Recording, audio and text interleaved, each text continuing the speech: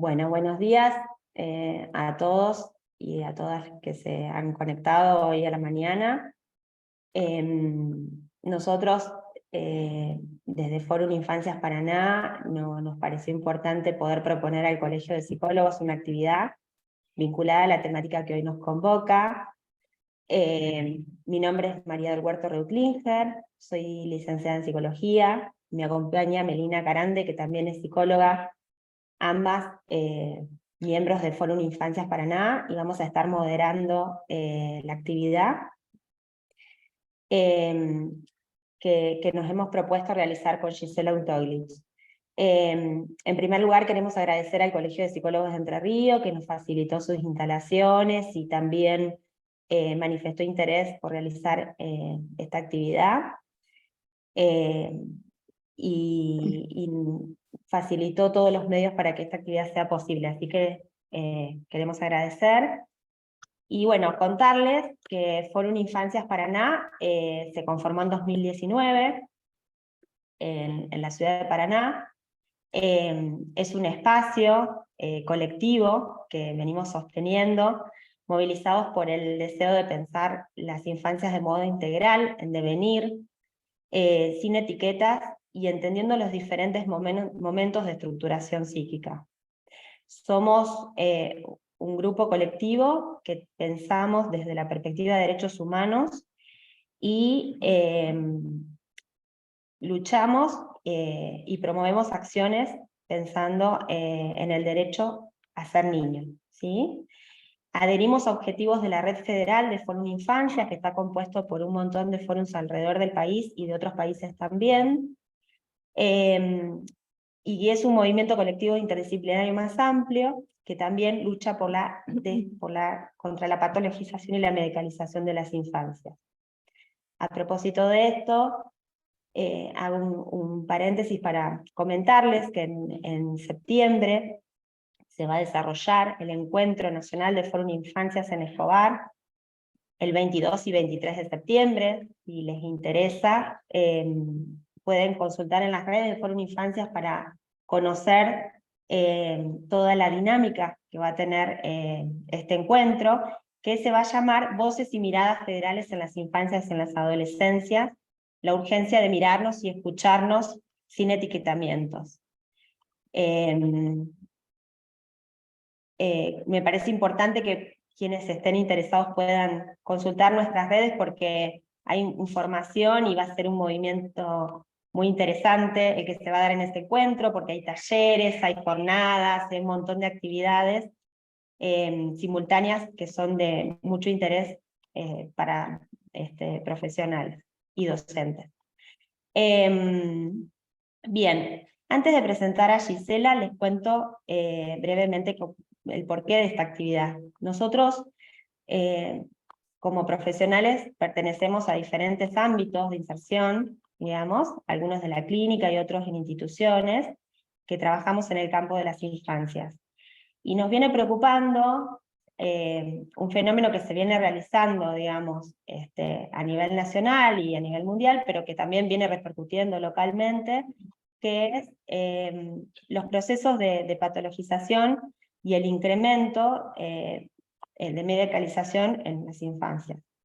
Por eso, pensando en los modos de sufrimiento infantil y en los modos de escuchar las infancias, nos surgió el interés y la preocupación de convocar a Gisela, que pueda exponer algunas coordenadas para pensar y habilitar luego las preguntas y el intercambio en torno a la intervención oportuna.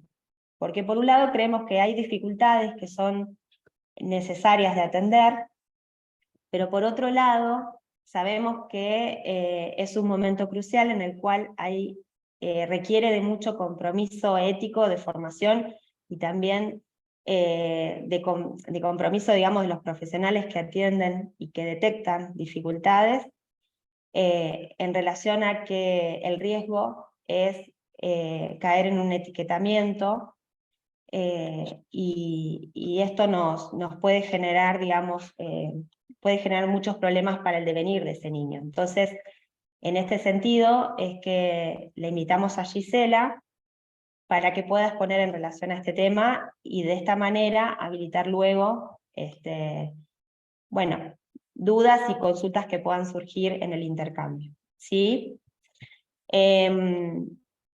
Voy a presentar a Gisela. Gisela es psicoanalista, es doctora en psicología de la Universidad de Buenos Aires, codirectora del programa de actualización Problemáticas Clínicas Actuales en la Infancia, sus implicancias subjetivas, vinculares y educacionales, del posgrado de la Facultad de Psicología de la UBA. Es profesora invitada por diferentes universidades extranjeras de la Facultad de Psicología, de la Universidad de Diego Portales, de la Universidad Alberto Hurtado, de Santiago de Chile, la Universidad de la República, Uruguay, de la Universidad Estatal de Campinas, bueno, y también de Brasil.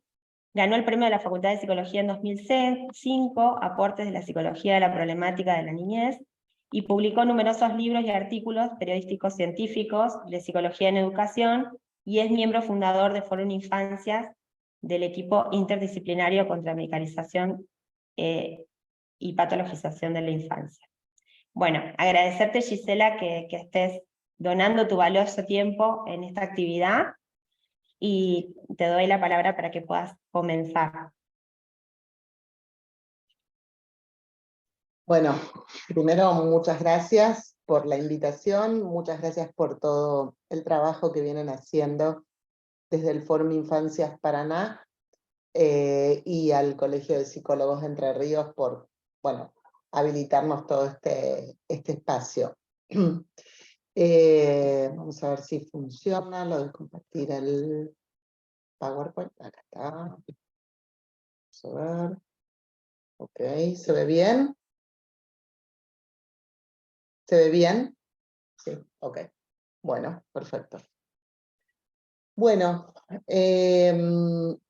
como dijo María recién,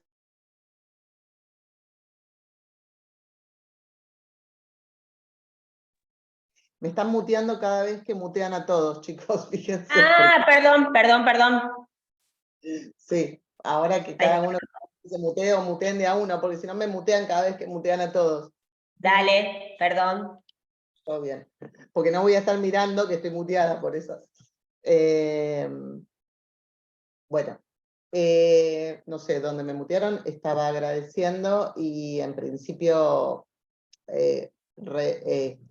sí ubicando que este tema es un tema sumamente importante que nos viene preocupando obviamente hace muchos años, pero que de algún modo la pandemia empeoró, ¿sí? Empeoró las situaciones en muchos aspectos, pero sobre todo las de primera infancia, que es el objetivo de esta situación. Muchos de los niños que nos llegan a la consulta hoy han pasado la mitad de su vida en una pandemia, ¿sí? Un chico de 4 años pasó la mitad de su vida en una pandemia, lo cual, un chico de 4, un chico de 5, ¿no?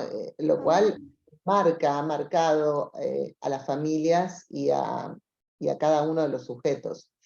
No quiero, por supuesto, adjudicar todo lo que está pasando a la pandemia. Digamos, muchas de las cosas de las que voy a hablar ya venían pasando, solo que creo que la pandemia le dio un grado de complejidad, básicamente por la soledad en la que estuvieron muchas familias en la crianza, ¿no?, de los primeros años, que me parece que es una de las cuestiones centrales, ¿no? Ya venían estando muchas personas muy solas criando, y creo que esto es parte de un tema de los cambios epocales, y creo que esa soledad hace que también cada uno esté intentando hacer lo que pueda, pero en ese lo que pueda los chicos quedan muy solos y muy sueltos. Y hoy están llegando a las escuelas, a los jardines de infantes, a primer grado, con muchos de los que antes eran considerados prerequisitos no instalados, ¿sí? Entonces, hay un punto, creo yo, de mucha duda en las escuelas, de cuál es el papel de la escuela en este momento, no solo en relación a la educación, por supuesto, sino en relación al alojamiento de estas familias, de estos papás, de estas mamás, de estos niños, de estas niñas, que están tan sueltos y en muchas situaciones tan desorientados. Disculpa, Gisela, se cortó un poquito tu conexión.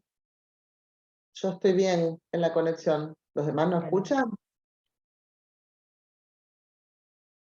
¿Se escucha bien? ¿Sí? Ok. No sé. ¿Está bien? Em,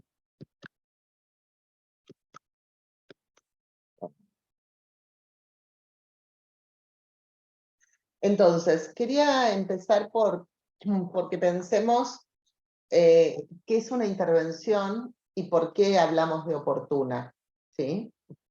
Si buscamos en el diccionario, intervención es acción infractor de intervenir, oficina del interventor, no está tan buena, cuerpos de oficiales que tienen por misión inspeccionar la administración de los ejércitos, no estaría tan buena, operación quirúrgica, no nos estarían, definitivamente las definiciones de diccionario no nos estarían sirviendo, pero curiosamente, el diccionario etimológico, que es uno de mis amigos preferidos, me encanta, dice que intervención es acción y efecto de venir entre, ¿sí? Y ese, la verdad, me pareció más interesante que la RAE, que no me estaría colaborando en qué es una intervención, ¿no? Porque, digamos, desde el diccionario de la RAE, la intervención es algo como que viene de afuera, algo que irrumpe, ¿no? Algo que para lo cual quizás el otro no está preparado, ¿no? Parece más como una irrupción. Ahora, etimológicamente, en esta idea de acción y efecto de venir entre, me interesa que nos quedemos pensando en el entre, porque el entre me parece que es como la clave hoy de las intervenciones. Digo, si uno viene a operar quirúrgicamente sobre otro, no me parece que sea un modo en este momento de intervenir, y mucho menos con la primera infancia. Creo que una cuestión fundamental hoy es cómo construimos el entre. Cómo construimos el entre los profesionales de la salud y la educación, cómo construimos ese entre con las familias, cómo construimos ese entre las instituciones. Digo, creo que hoy ningún profesional puede solo con la complejidad que plantean las infancias. Ninguna institución tampoco puede sola. Tenemos tales niveles de complejidad, sobre todo en el nivel público, que no podemos pensar que hay ni una disciplina ni una institución que puede sola. Entonces, me parece que una clave central de nuestras intervenciones hoy es que se construyan en un entre. En general se habla de intervención temprana. A mí me gusta más pensar la idea de oportuna, porque ahí sí me gusta la del diccionario. La definición es que se hace o sucede en tiempo, a propósito y cuando conviene, ¿sí? Cuando conviene, digamos, espero que estemos pensando en los sujetos. Y etimológicamente también me gusta, oportuno, dice que se produce en ocasión favorable, en camino a un lugar cómodo y seguro. En realidad, creo que es interesante pensar que el tipo de intervenciones que hagamos sean intervenciones que al otro le den seguridad, que al otro, creo que la seguridad además viene en el modo de ser alojados, ¿sí? Por eso no me gustaba tanto la idea de pensarlo como algo externo que viene a intromisionar en el otro, sino que algo que viene a construir con el otro, con un otro que lo hago sentir cómodo y seguro, y que para eso tengo que hacerlo sentir alojado. Para eso el otro tiene que sentir que me importa, que me importa como sujeto. Y en el caso de primera infancia, cuando hablamos de otro, hablamos de los niños, de las niñas, y hablamos también de los adultos que sostienen a ese niño y esa niña, que pueden ser los padres, los docentes, otros profesionales de la salud. Digo, y en ese sentido, creo que muchas veces nuestras intervenciones pueden ser para esos niños y esos niños y esas niñas que no han sido escuchados, sobre todo si son pequeños, sobre todo si no hablan, ¿no? Hay una idea de que no lo puedo, si no habla no tengo posibilidad de escucharlo. Y un niño o una niña nos transmite sus malestares, sus sufrimientos de muchos modos. Por supuesto, la palabra sería como el modo más sencillo de escuchar, pero nos transmiten a través de muchas cuestiones que ahora vamos a ir viendo a lo largo de este encuentro, y que el desafío es justamente cómo los escuchamos, ni que hablar de cómo escuchamos a niños y niñas que no hablan, que es lo que mayormente sucede en primera infancia, y luego si algunos de esos chicos o chicas tienen discapacidad. Para eso, tenemos que hacer un rodeíto acerca de, me gustaría que tengamos un piso en común, acerca de qué entendemos por un sujeto, ¿sí? Y entonces pensar cómo se produce la constitución subjetiva de un niño o una niña. Por un lado, todo ser humano nace en un estado de prematuración, esto ya lo decía Freud en su comienzo,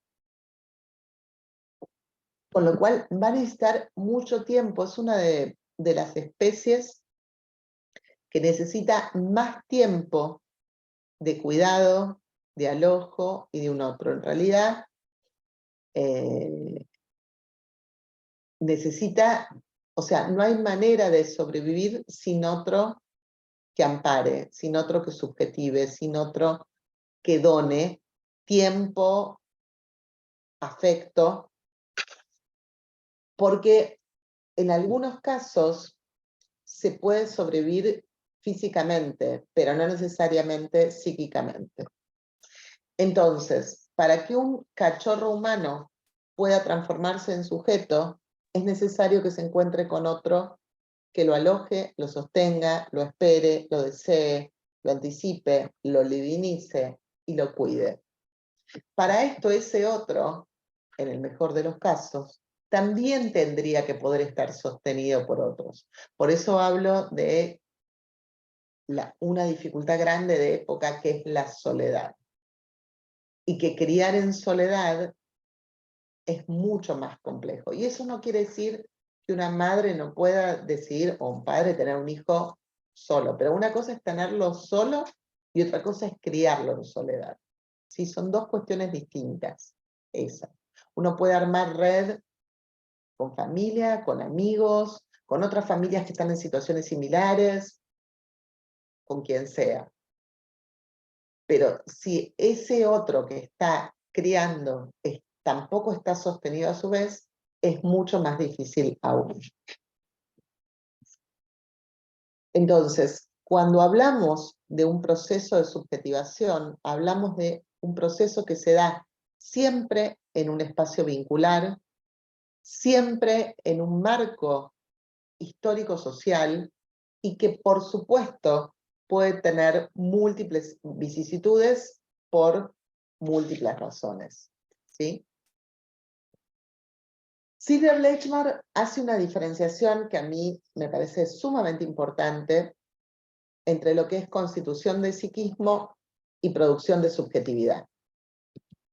Silvia va a plantear que la constitución del psiquismo necesita de variables cuya permanencia trascienden ciertos modelos sociales e históricos, y que pueden ser cercadas en el campo específico conceptual de pertenencia.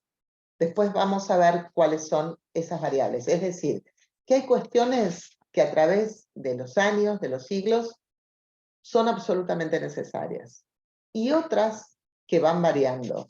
¿sí? A esas que varían, pero que también constituyen subjetividad, Silvia las pone dentro del campo de la producción de subjetividad. Y dice, incluye todos aquellos aspectos que hacen a la construcción social del sujeto, en términos de producción y reproducción ideológica y de articulación con las variables sociales que lo inscriben en un tiempo y espacio particulares desde el punto de vista de la historia política y social. Esto va mutando.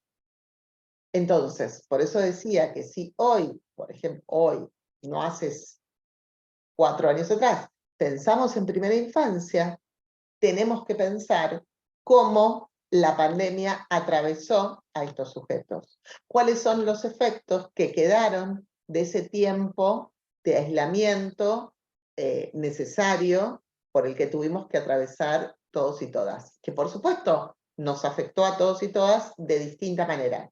Pero una cosa es ser un adulto o ser un adolescente en un tiempo complejo, y otra cosa es ser un niño que acaba de llegar al mundo, donde inevitablemente va a sentir que ese es el mundo, ¿sí? Piero Lanier decía que el niño traga con el primer sorbo de leche el primer sorbo de mundo, ¿sí? Entonces hay algo que esos padres, sobre todo esas madres, transmiten en los inicios, ¿sí? Y depende cómo estén, depende de si están angustiados, si están solos, si están sostenidos, si no, si están pasando cosas graves en su alrededor, en su familia, en su sociedad. Digamos, ha sido un tiempo de muchas pérdidas, de muchos duelos, de muchas situaciones no tramitadas, ¿sí? Que fueron pasando, que en un principio, creo yo, la escuela intentó alojar, y que hoy, 2023, ya estamos en una situación de como acá no pasó nada, ¿sí? Y seguimos adelante como si esto que nos pasó no nos hubiese pasado. Entonces, si tenemos que pensar, bueno, en relación a esta diferenciación que hace Silvia, ¿no? Entre constitución de psiquismo y producción de subjetividad, bueno, yo decía esto, ¿qué es lo que tenemos que pensar que permanece? Porque además estamos en un tiempo de nuevos modos de construir familias que también implican nuevos desafíos. Muchas cosas están cambiando y es muy difícil como profesionales, que quizás algunos nos dedicamos a teorizar algunos temas, cómo hacer para armar teoría mientras las cosas van pasando, ¿no? Entonces, por un lado me parece fundamental que todos los profesionales que nos dedicamos a trabajar con familias tengamos presentes cuáles son nuestros propios prejuicios, cuáles son nuestras propias ideas acerca de qué es una, entre comillas, buena familia, o qué es una familia tipo, ¿sí? Cuando estamos pensando en tipo ¿qué?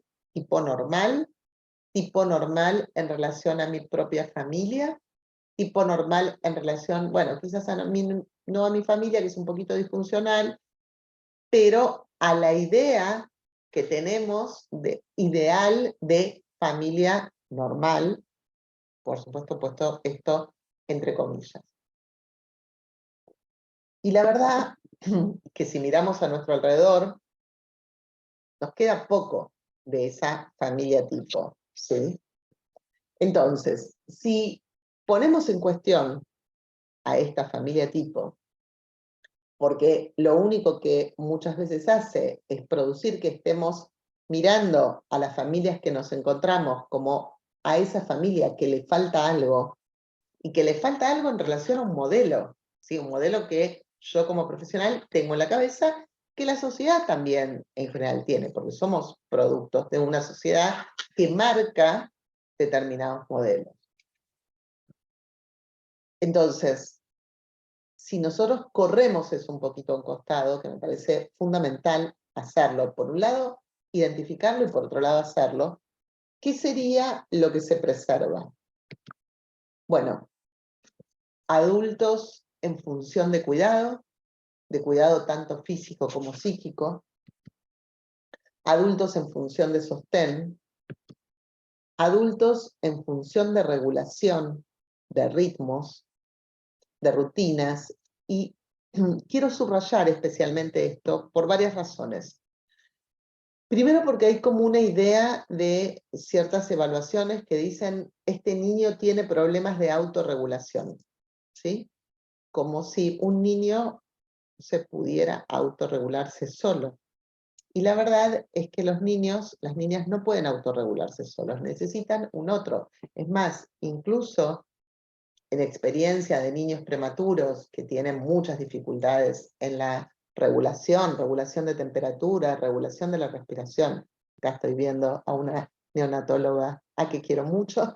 Hay muchísimas experiencias que nos hablan de que esos bebés prematuritos, chiquitos, que están en la piel, digamos, que comparten piel a piel con esa mamá, o a veces con ese papá, regulan mucho más rápido todas sus condiciones fisiológicas que un niñito que esté asistido por la mejor incubadora, ¿sí? Entonces, la función de regulación se da con un otro. Y no lo digo tan solo por los bebés prematuros y por los primeros tiempos, también por esta idea que a veces se da, en todo caso, bueno, podemos charlarla después, de una crianza, un tipo de crianza que está todo el tiempo respetando supuestamente los tiempos del niño, pero no marcando ningún tipo de pautación. Entonces, yo considero, esto lo podemos si quieren charlar después, que una crianza respetuosa tiene que estar siempre, pero que el respeto a ese niño o esa niña también implica pautarlo, también implica armarle cierto ritmo que arme previsibilidad, cierto ritmo que dé seguridad, cierto ritmo que haga que ese bebé, ese niño muy pequeño, sienta que hay un otro que más o menos sabe para dónde es el rumbo. Y que si no sabe puede pedir ayuda, por supuesto. Y que es respetando a ese niño. Pero el respeto no es dejar librado a un niño a sus propias pulsiones. El respeto no es decir, bueno, él va marcando, él o ella marca el ritmo y yo lo sigo de atrás.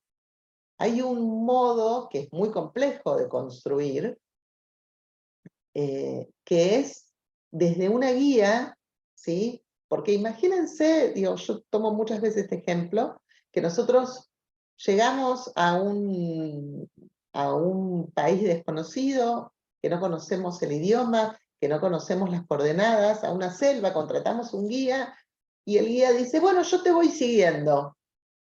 ¿A dónde? ¿A dónde vamos? Yo no tengo idea a dónde vamos. Y si no tengo instrumentos para que me marquen las coordenadas, mucho menos. Necesito poder confiar en ese guía. Por supuesto, ese guía que me pueda escuchar, ese guía que pueda decir, esperá, no puedo más, paro acá, ese guía que pueda escuchar cuando digo, esto me da miedo y no lo quiero hacer, busquemos otra manera, necesito tu mano, necesito tu compañía. Pero no sin que el adulto, ¿sí?, se ubique en cierto lugar de guía amoroso, de guía respetuoso, de guía alojador, pero de guía. Y si ese adulto, por los motivos que fueren, está perdido, que puede pasar, bueno, pedir ayuda a otro que pueda funcionar de sostén y de, bueno, ok, lo vamos armando juntos, pero de algún modo son los adultos los que tienen que estar en el punto de la responsabilidad. No somos iguales, ¿sí? Las posiciones simétricas dentro de las familias son muy complejas. Y eso no quiere decir no darle espacio de escucha a los niños. Hay una asimetría, desde mi perspectiva, insoslayable entre el adulto y el niño. Y esa asimetría que se caracteriza por la disparidad de saber y poder, y por la discrepancia de posibilidades y estructuras entre uno y otro, y sobre todo por la diferencia de responsabilidades. Digamos, yo le puedo preguntar a un niño, a un niño pequeño si se siente cómodo en la escuela. Por supuesto, yo le puedo preguntar si le pasa algo, si tiene algún problema, pero no le puedo preguntar a qué escuela quiere ir. ¿Sí? No le puedo preguntar eso, porque le dejo una responsabilidad enorme a ese niño pequeño. Sí puedo, obviamente, escucharlo y ver si por algún motivo la está pasando mal, bueno, ir a plantear las cosas a la escuela, ir a preguntar, y eventualmente, si no se pueden hacer cambios, cambiarlo de escuela. Pero es una decisión del adulto, escuchando al niño, pero la decisión es del adulto. No podemos dejarle las decisiones de este tipo de cosas que tienen que ver con el cuidado, con el sostén. Sí, le podemos decir, le podemos preguntar qué remera se quiere poner, pero no le podemos preguntar si se pone una campera si hay 3 grados bajo cero. ¿Sí? Digo cuestiones que parecen ejemplos banales, pero que no lo son cuando la maestra te dice, llegó en pijama cortito porque no le pudieron poner el uniforme de la escuela, o llegó muerto de frío porque no se quería poner la campera, que parecen en un punto pavadas, pero que no lo son, ¿sí? Porque es, bueno, ¿dónde está el adulto? A ver, hay chicos más desafiantes, hay chicos con los que necesitamos más tiempo, sí, por supuesto que los hay. Hay chicos que son más fáciles de llevar y otros que son más complejos, sí, claro. Pero no podemos nosotros claudicar en nuestras responsabilidades. Las otras cuestiones que me parece que son los puntos estos que quedan, es una pautación que impida la apropiación del cuerpo del niño por parte del adulto como objeto de goce, la renuncia pulsional y la renuncia al ejercicio de la violencia física o psíquica. Es decir, necesitamos un adulto que entienda que sí es su hijo, sí es su responsabilidad, sí es su cuidado, pero que no puede hacer cualquier cosa con el niño.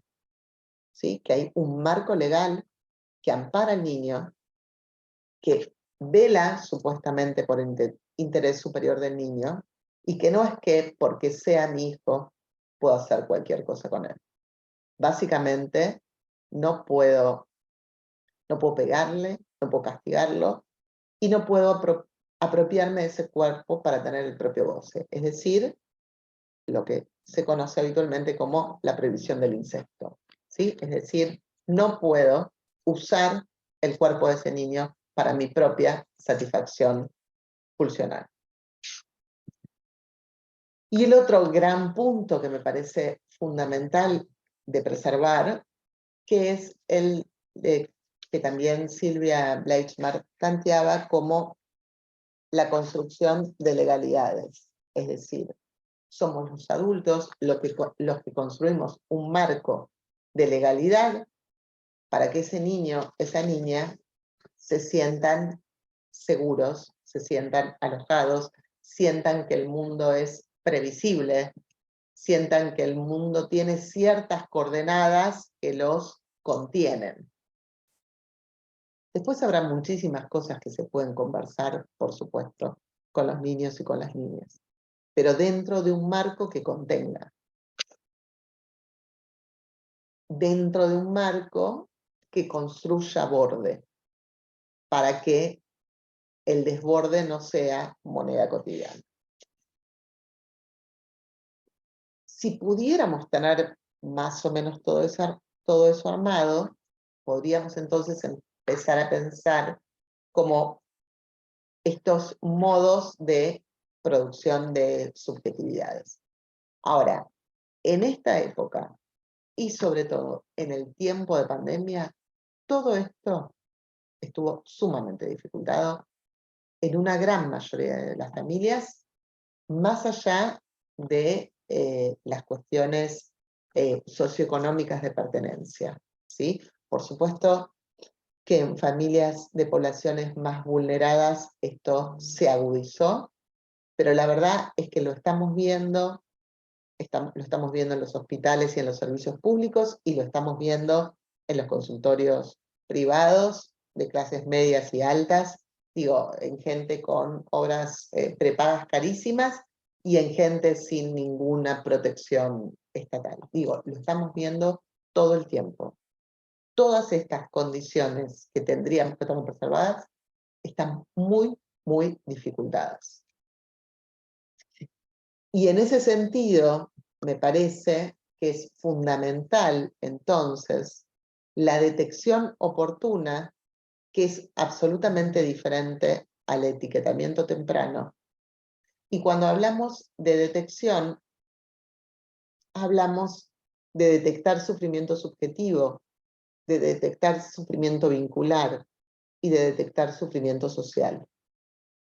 Esto es absolutamente distinto a salir a buscar conductas y enlistarlas en un único diagnóstico. Y es absolutamente distinto a algo que hoy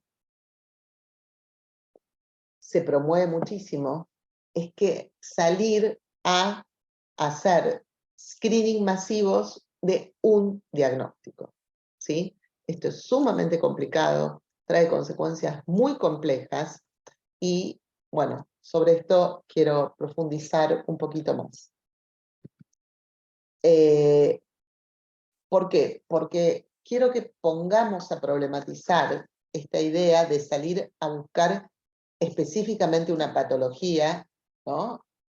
Entendiendo que por supuesto que hay un montón de niños que tienen un montón de sufrimientos, pero que hay contextos que son más globales, y por eso traía esto de lo personal es político y la clínica es política. Es decir, son decisiones políticas cuando defino que voy a, por ejemplo, tomar tal test y aplicarlo masivamente, ¿sí? Tuvimos muchas discusiones en su momento en el Ministerio de Salud de la Nación, cuando se estaba discutiendo la ley de protección a personas con trastorno del espectro autista. Había muchos intereses en juego para que se aplique el MChat en forma masiva a los 18 meses a lo largo del país. Y aún hoy siguen estando, y en algunas ciudades siguen apareciendo estas propuestas, y en algunas incluso lo están haciendo, ¿sí? Y es muy complejo este punto, porque por un lado el MChat dicen que no es para detectar autismo, pero dice, no, si uno busca el MChat, es cuestionario para detección de riesgo de autismo a los 18 años. Este es un gran tema, ¿no? Digo, no es que me voy a meter específicamente en la cuestión de autismo, pero hoy todo niño, toda niña es sospechoso de autismo hasta que se demuestre lo contrario. Y esto es un problema que tenemos, porque los padres están todo el tiempo recibiendo videitos donde para la detección de autismo, TikTok, Instagram, porque los profesionales de la salud están con muchísimo miedo, ¿no? De que les vengan a enrostrar, pero ¿cómo no viste que este pibe era autista? Las escuelas están con mucho miedo. Y ahora además hay un florecimiento de autismo que toda característica un poquito rara es autista. Entonces, estamos en un momento muy complejo para la primera infancia. Esto antes era algo, nos viene preocupando hace muchos años, pero era una característica, era un cuadro que se detectaba, ¿sí? Bueno, en un principio 4 en 10.000, después uno con el TGD, 1 en 190, con el TEA estábamos en 1 en 89 y ahora es 1 cada 2, ¿sí? Lo que ha dicho una investigadora del MIT, dijo en el 2025 en Estados Unidos 1 de cada 2 personas será autista. Entonces, o estamos con un problema genético gravísimo en el mundo, en la población, o hemos estirado un concepto de tal manera que entramos casi todos, y lo peor es que metimos un miedo a padres y profesionales, esto que decía antes, donde pasamos a que, bueno, todo niño tiene un desarrollo más o menos normal, salvo que detectemos alguna cosa. Primero pensemos que es autista, después veamos si no lo es. Y por otra parte, cuando metemos ciertos screening, como puede ser el MChat y otros, donde lo que dice es riesgo A. Cuando uno le dijo a un padre, a una madre, ¿sí? Bueno, este niño puede tener riesgo de autismo, el padre nunca escuchó la palabra riesgo. El padre y la madre escucharon directamente autismo. Y empiezan a ver a ese niño como autista y empiezan a leer todas sus manifestaciones como, ah, es porque es autista. Y esto da una situación sumamente grave. En el caso del MChat,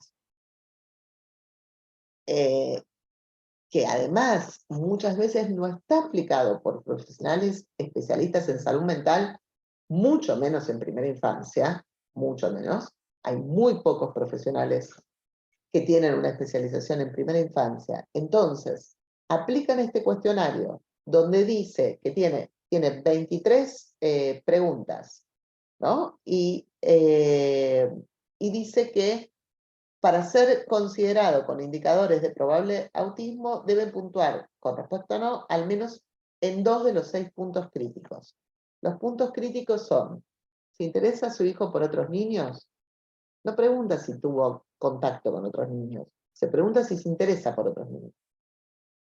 ¿Usa alguna vez su hijo el dedo índice para señalar, para indicar interés por algo? No le preguntan si ese niño tiene posibilidad de indicar interés por algo porque el adulto no está todo el tiempo resolviéndole las cosas. ¿Alguna vez su hijo le ha llevado objetos para mostrarle algo? ¿Le imita a su hijo? ¿Responde su hijo a su nombre cuando lo llaman? Si usted apunta un objeto, su hijo lo mira. Digo, a ver, no digo que no sean cuestiones importantes a relevar, ¿sí? Digo, tomando la campaña que estuvimos haciendo desde el 2 de abril del 2023, desde el Fórum Infancias, un comportamiento no es un diagnóstico, ¿sí? Entonces, todas estas cuestiones son importantes a tener en cuenta, sí, en tanto y en cuanto esto no implique que, bueno, entonces este es el diagnóstico. Y es muy difícil que si uno le dijo a un padre, a una madre, riesgo A, esto no se transforme en, entonces este es el diagnóstico. En medio de la pandemia, el municipio de Seiza saca una nota que dice, el test A22 se realizará de manera gratuita en el distrito.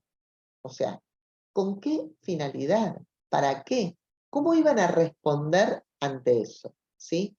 Por otra parte, el test A2, ¿sí? Se aplica, primero, no se enseña en ninguna facultad para tener digamos, la posibilidad de hacerlo, hay que pagar un curso muy caro, ¿sí? Que está armado, un curso que fue armado por Catherine Lord, que es la misma persona que participó del armado del constructo TEA en el DSM-5, ¿sí? O sea, que está en misa y procesión al mismo tiempo, ¿sí? Donde además, dentro del TESADOS, dice que no es para diagnosticar autismo, ¿sí? O sea, que no alcanza solo un test para diagnosticar autismo, pero lo cierto es que muchísimos niños y niñas hoy están siendo diagnosticados como autistas, también adultos, ¿sí? Por la aplicación de un único test, muchas veces aplicado por profesionales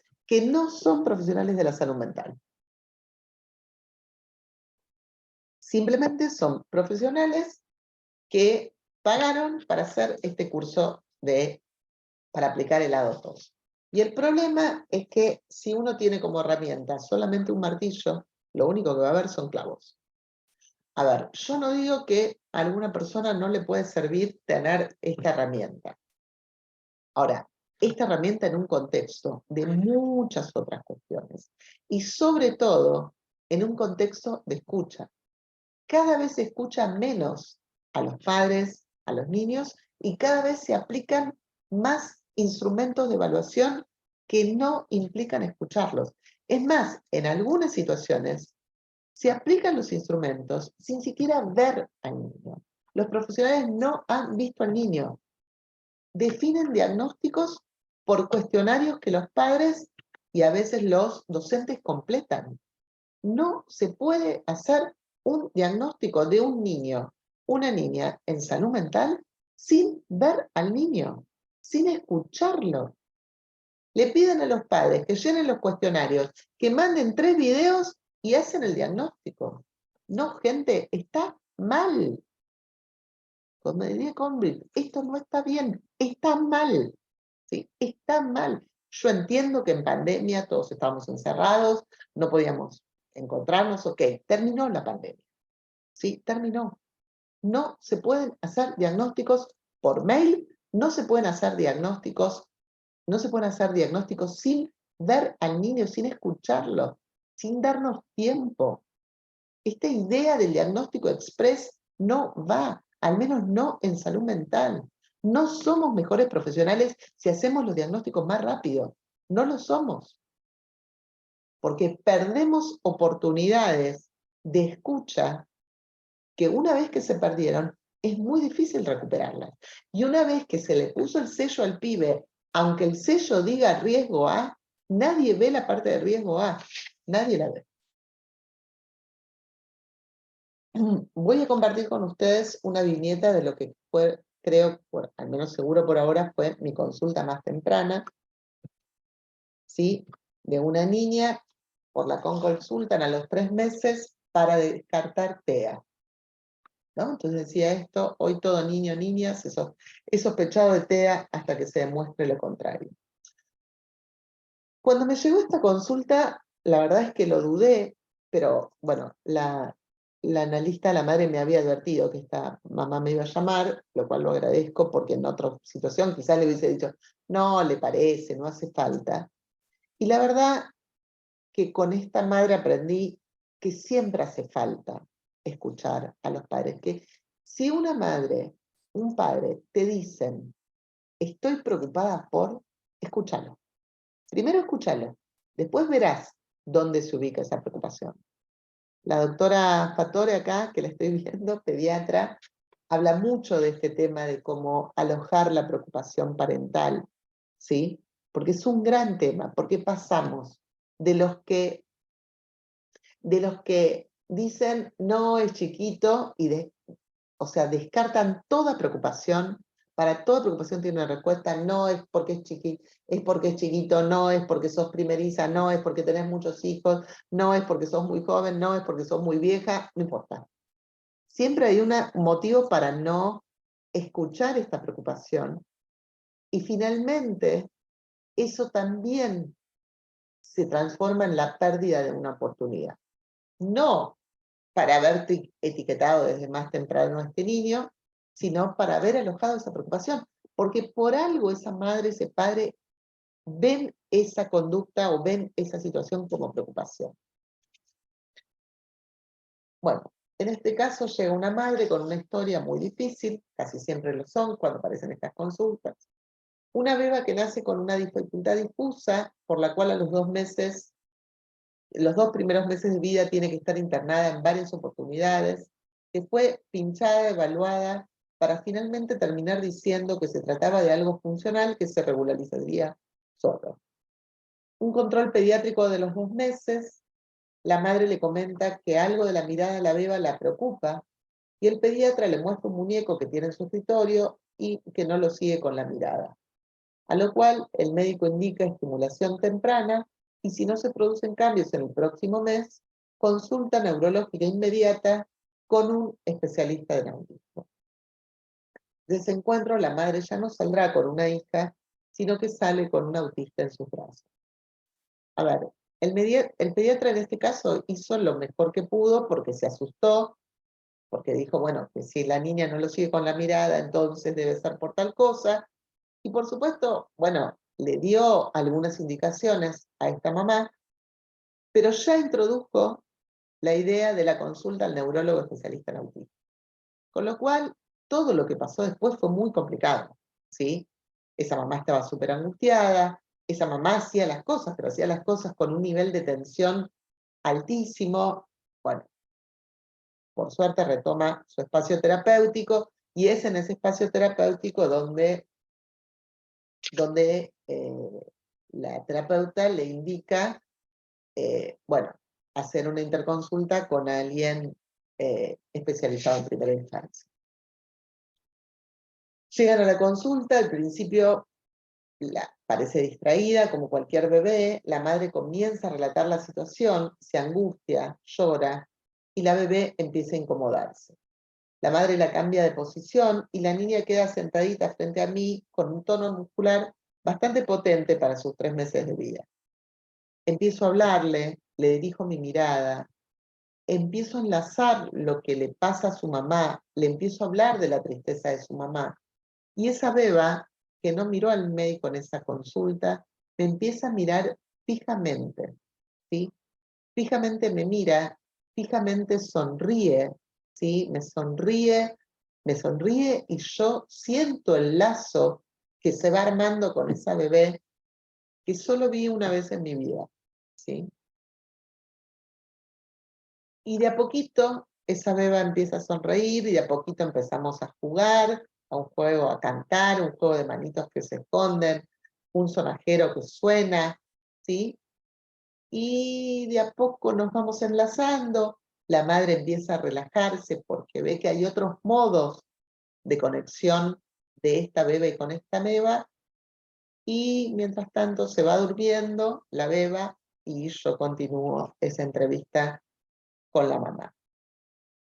Y ahí pensaba, ¿cuántos modos tiene un bebé de mostrarnos su angustia, de mostrarnos que algo no estaba bien? Digamos, claramente en una situación donde una bebé que fue muy intervenida del modo que veíamos, ¿no?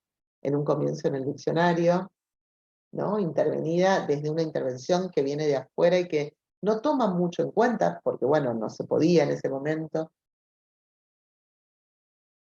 tomar en cuenta qué le estaba pasando, porque, bueno, había una situación un poco complicada que finalmente se resuelve, pero que deja secuelas, ¿sí? Que lo que tenemos que tomar en cuenta es que no hay muchos modos que tenga un bebé de defenderse.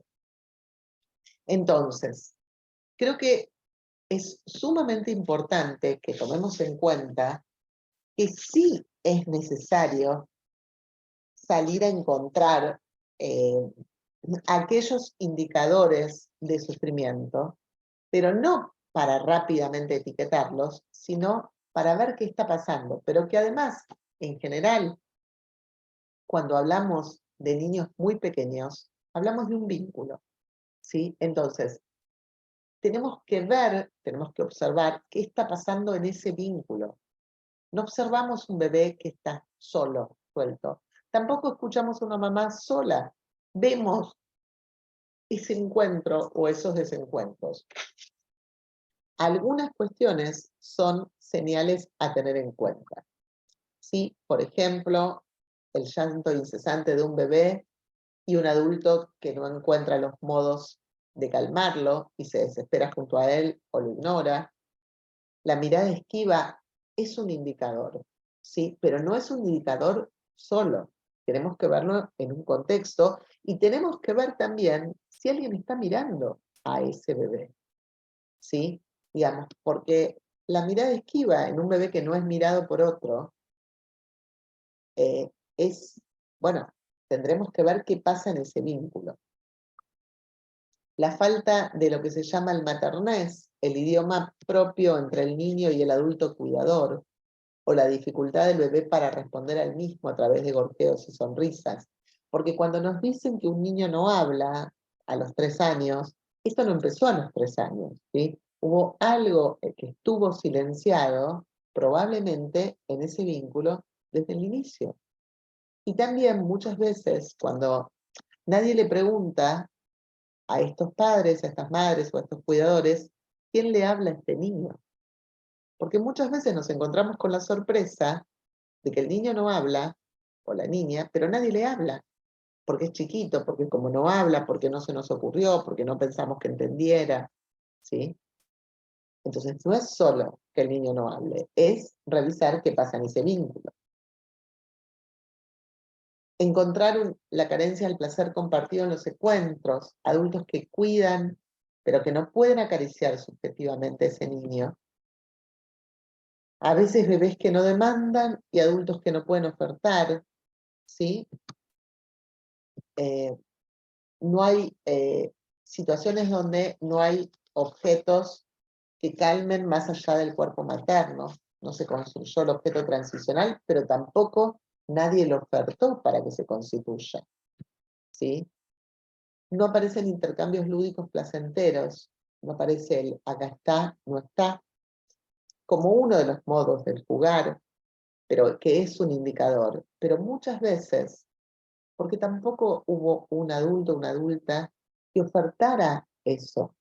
Hoy lo que vemos es muchas veces que lo que se le oferta al niño son pantallas, ¿sí? Y que los adultos creen que con la pantalla el adulto, el niño o la niña están jugando. Y que pueden construir eso, que es el encuentro subjetivante con el otro. Un niño que manipula objetos, los gira, los alinea, pero no arma juego con ellos. Necesitamos niños que jueguen, pero necesitamos adultos que oferten ese jugar, que van más allá de los juegos que tenga, va más allá de las posibilidades económicas. Se puede jugar con 2 ollas, se puede jugar con tapas, se puede jugar con una sabanita, acá está, no está. Digo, no necesitamos objetos carísimos para que los chicos jueguen. Necesitamos adultos ofertando esa posibilidad del jugar, del jugando. Un niño que no busca el intercambio y un adulto que no lo promueve. Un punto fundamental es, bueno, porque hay como cierta idea de ¿hay lenguaje o no hay lenguaje? Y en realidad es más importante que el lenguaje, en principio, es la intención comunicativa. Hay niños que no tienen lenguaje, pero tienen una absoluta intención comunicativa, y hay niños que tienen lenguaje y no comunican nada, ¿sí? Y están como robots.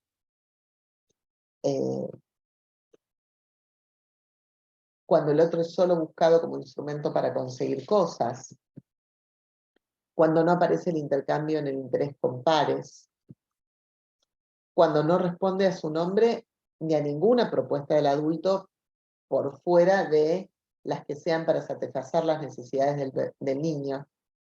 Y un tema que a mí me preocupa especialmente, que muchas veces los padres u otros adultos lo ven como positivo, es ciertos niños y niñas que aparentan tener una autonomía precoz, ¿sí? No, pero se arregla solito, se arregla solita. Yo no quiero que un niño y una niña de 1 año y medio, 2 años se arreglen solitos. Creo que si se arreglan solitos es porque piensan que no hay un adulto que pueda sostenerlos y contenerlos. Entonces, no me parece que esté tan bueno promover desde muy temprano una autonomía precoz que en realidad nos habla más de las dificultades de los adultos para sostener a esos niños que de una necesidad del niño de ser autónomo, más allá de que uno pueda promover ciertas actitudes de cierta independencia, pero no de prescindencia, ¿sí? Estamos hablando de niños menores de 3 años. Bueno, falta de rutinas que organicen, esto lo había dicho antes. Esto nos preocupa mucho y especialmente niños que se quedan mucho tiempo solos, expuestos a pantallas, pero sin intercambios humanizantes, que parecen no reclamar al adulto y se encuentran desguarnecidos ante un bombardeo incesante de estímulos auditivos y visuales. No quiero parecer una vieja diciendo todo lo tiene la culpa las pantallas. De hecho, en este momento la pantalla no se sirve para encontrarnos, pero sí creo, o sea, no solo lo creo yo, hay muchísimos estudios que plantean, ¿sí?, digamos, las dificultades de un cerebro en formación, como es el cerebro de los niños pequeños, cuando está absolutamente bombardeado por estímulos auditivos y visuales sin filtro. En muchos casos con padres creyendo que están haciendo lo mejor por el niño porque, no sé, le pusieron el programa de Baby Einstein, que es viejo ya, pero no importa para que sean un ejemplo, o Baby Mozart. Sí, y lo que necesita el niño, sobre todo, son humanos. Uno no se humaniza con una pantalla, se humaniza con encuentros humanizantes. La pantalla puede ser un recurso, en algún brevísimo caso sí puede serlo, pero el niño necesita la voz humana para humanizarse. El niño necesita el tacto, el niño necesita la mirada, ¿sí? Muchas veces la mirada esquiva está en relación a un niño absolutamente inmerso en pantallas. Muchas veces el adulto lo primero que hace para relacionarse con el niño es ir a buscar una pantalla y filmarlo, ¿sí? No es lo mismo. Y el teléfono está de por medio que si nos estamos mirando. No es lo mismo si la persona que está amamantando está mirando su celular o mirando al niño mientras amamanta. Perdón, pero no es lo mismo. Pareceré vieja, pero hay un montón de estudios que plantean esta dificultad gravísima a la que están sometidos hoy nuestros niños y niñas. Voy a ir más rápido con esto. Tenemos una cuestión, entonces, en los niños en los primeros tiempos, ¿sí? En esta primera infancia, donde se construye gran parte de lo que se llama la plasticidad neuronal, pero que tiene que transformarse en plasticidad simbólica. Es decir, estamos en tiempos fundantes de la constitución subjetiva, donde también se van armando todas las redes neuronales. Entonces, por eso es tan importante el tiempo de la primera infancia y lo que allí suceda. Porque estamos en tiempo de plasticidad neuronal, que es la propiedad que emerge de la naturaleza y funcionamiento de las neuronas cuando éstas establecen comunicación, modula la percepción de los estímulos con el medio, tanto los que entran como los que salen. Pero también es una dinámica que deja una huella y modifica la eficacia de la transferencia de la información a nivel de los elementos más finos del sistema. Es decir, todas las experiencias que sucedan y no sucedan en la primera infancia van a dejar marcas. Van a dejar marcas subjetivas y van a dejar marcas en el armado de esas redes neuronales. Por eso muchas veces después se dice, bueno, no, pero acá se ve en esta resonancia cómo el cerebro no sé qué. Pero lo que vemos en esa resonancia con un niño más grande no necesariamente es algo con lo que el niño vino. También es lo que se arma en marcas. También deja marcas, por ejemplo, deja marcas en las mujeres y se ven esas marcas en resonancias. Una mujer que fue sometida a mucho tiempo de violencia tiene marcas en su subjetividad y tiene marcas en su cerebro, ¿sí? Y tiene marcas en sus posibilidades de cuidar al otro. Por eso no podemos estar viendo solo conductas de un niño y tenemos que ver qué pasa en ese vínculo. Y tenemos que ver si ese niño está en un lugar sometido a violencia, si su madre está sometida a violencia. Y a veces, entonces, el niño nos muestra que algo está pasando, pero nos equivocamos de cabo a rabo si solo vemos la conducta del niño. Y no escuchamos y no damos tiempo. Y no damos posibilidad de que se desplieguen a veces situaciones muy graves y muy serias que se nos pierden si solo le pregunto a esa madre si el niño señala o si el niño responde a no sé qué cosa. Y no digo que eso no sea importante, digo que no alcanza con eso. Y aquí hay, en todo caso, otro tipo de instrumentos que van a buscar otras cosas, como por ejemplo, es el instrumento IODI, que es un instrumento que también se construyó en el Ministerio de Salud, que es un excelente instrumento para el trabajo de los pediatras y que se usa muy poco, ¿sí? Instrumento de observación de la infancia. Entonces, quiero avanzar un poco más rápido.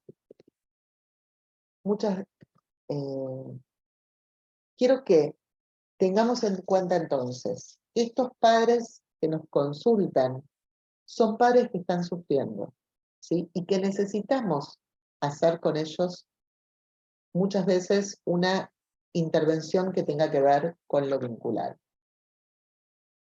Tenemos muchas veces consultas parentales donde predomina la angustia. A veces esta angustia es anterior al nacimiento, a veces hay muchas situaciones de duelo, de violencias, sobre todo los padres, madres que vienen de esta primera infancia en pandemia. Ha habido muchísimas situaciones gravísimas de violencias intrafamiliares, de muchos duelos, de muchas pérdidas, que necesitan ser alojadas.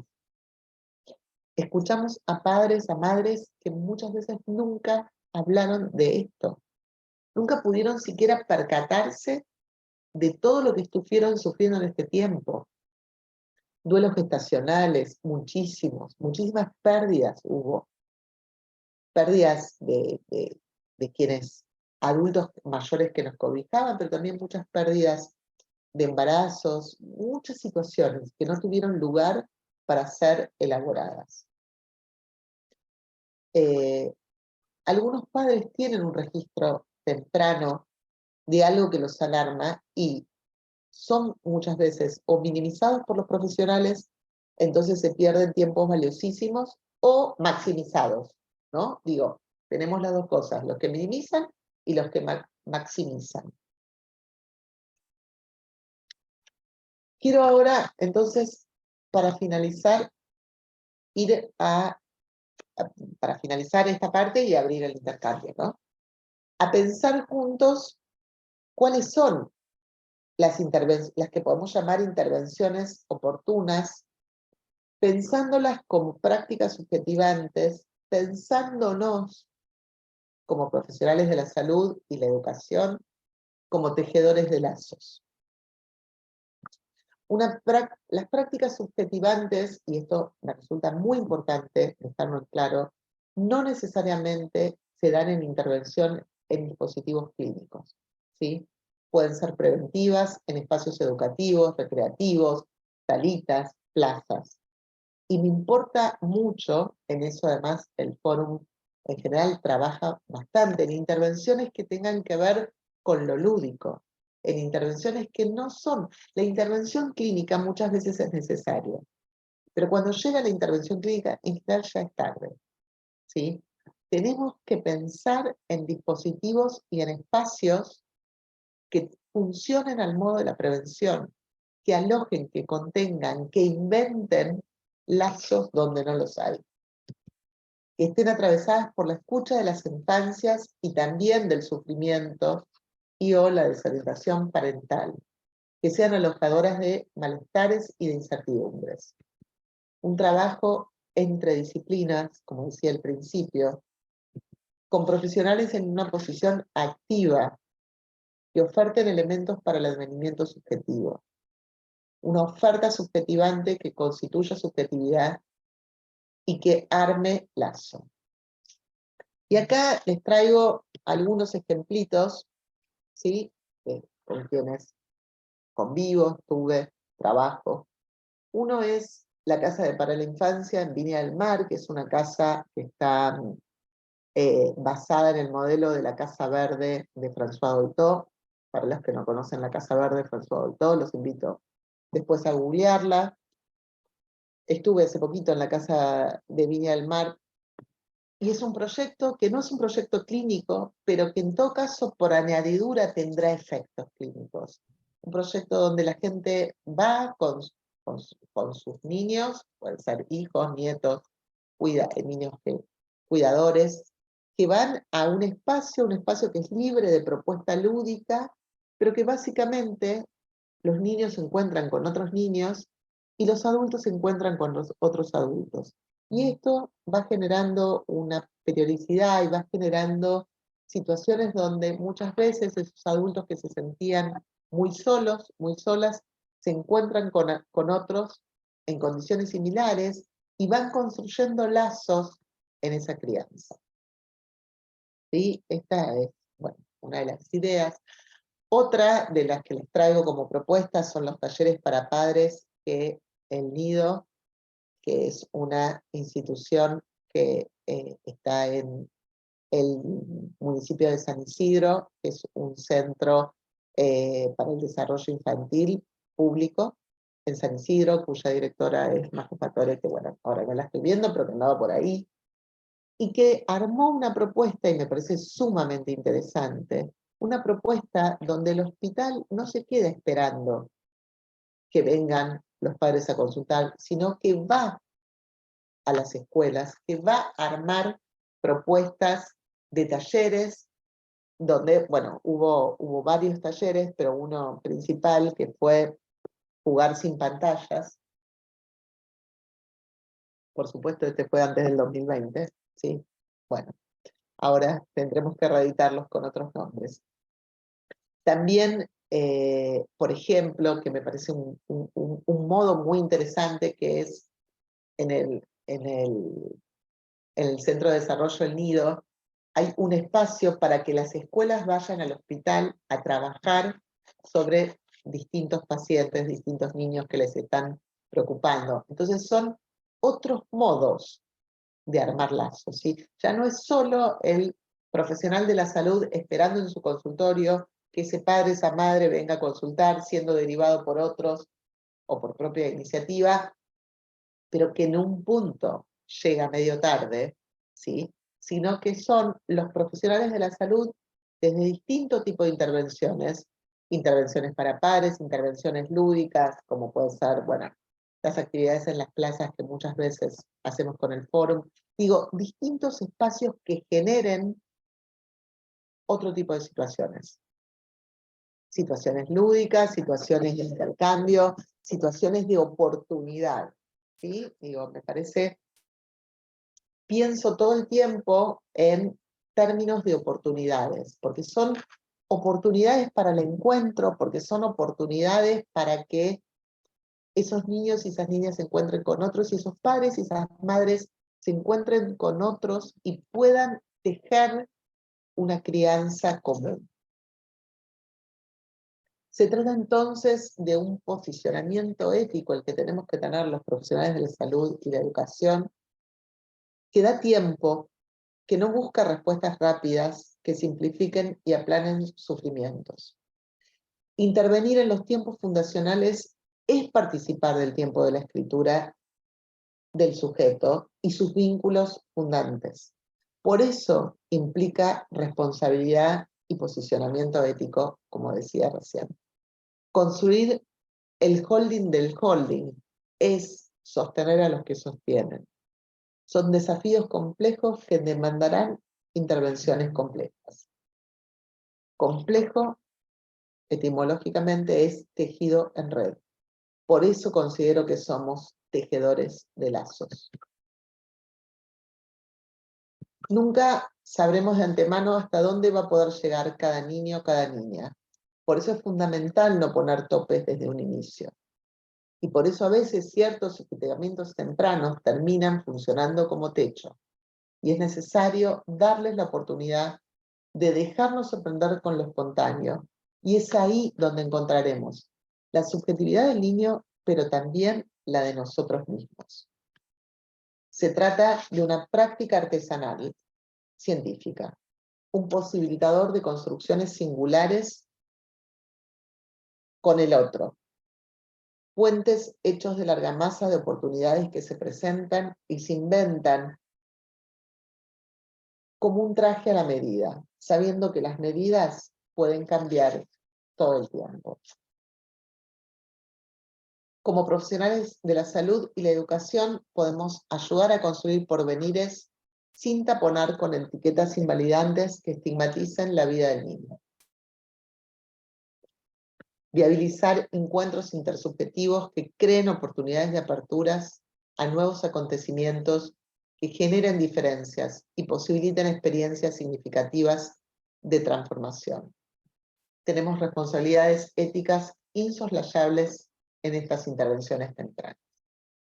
Y como final, para abrir, bueno, dos invitaciones, una al curso de actualización profesional de 2023, la próxima clase es el 26 de agosto, y 3 profesionales muy interesantes van a trabajar este tema también de las intervenciones en primera infancia, y el 20 y 22 el 22 y 23 de septiembre en Escobar, como dijo María al principio, pero quizás había gente que no estaba, es el 8º Encuentro Nacional de Fórum Infancias Red Federal, en el que se abordará la temática de las voces y las miradas federales de las infancias y adolescencias. Hay muchos invitados, hay muchos talleres.